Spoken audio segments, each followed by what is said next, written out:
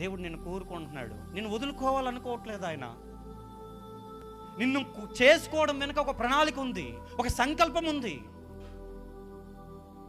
ఈ యొక్క ఆయుష్కాల విషయంలో దేవుడు మనందరి విషయంలో పిల్లరా ఆ యొక్క ప్రణాళికలో ఆయన చిత్తాన్ని కలిగి ఉన్నాడు. ఏదో ఈ కొన్ని రోజులు ఎంజాయ్ చేసి ఇష్టం వచ్చినట్టుగా బ్రతికి మనం ఈ లోకంలో వెళ్ళిపోవడానికి రాలేదు ఇక్కడికి. మనం ఆలోచన చేస్తే పిల్లరా ఈ కొంచెం కాలం దేవుని పనిలో బ్రతికి శాశ్వత లోకాన్ని పొందుకోవడానికి వచ్చాం ఈ లోకానికి. కొంచెం కాలం అంతే.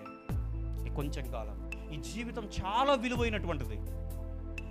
ఈ జీవితాన్ని బట్టే నిత్య జీవం డిసైడ్ అవుతుంది. ఈ జీవితాన్ని బట్టే నిత్య నరకము డిసైడ్ అవుతుంది. అనుకున్నారు ధనవంతుడు ఏమనుకున్నాడు మీరు గమనించగలిగినట్లయితే, ఈ జీవితం నాది, ఇష్టం వచ్చినట్టుగా బ్రతుకుతా అనుకున్నాడు. లాజరు దగ్గర సందర్భంలో ఒకరోజు తెలిసి వచ్చింది, వెళ్ళిపోయిన మరుక్షణమే చూడండి ఇక్కడ కళ్ళు మూయగానే అక్కడ కళ్ళు తెరుస్తాం. నేను ఎప్పుడు చెప్తుంటా ఒకటే మాట, ఈ లోకాన్ని మనం ఎలాగైతే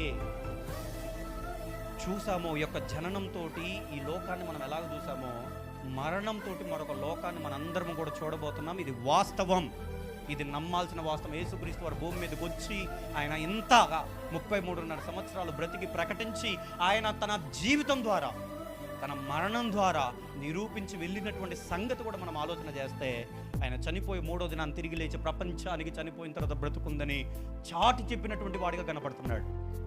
ఈ భూమి మీదకి వచ్చినటువంటి పెద్ద పెద్ద చక్రవర్తులు, రాజులు, గొప్ప గొప్ప సైంటిస్టులు ఈ మరణాన్ని జయించాలని ఎన్నో ఎన్నో ఎన్నో ఎన్నో ప్రయోగములు చేస్తున్నారు.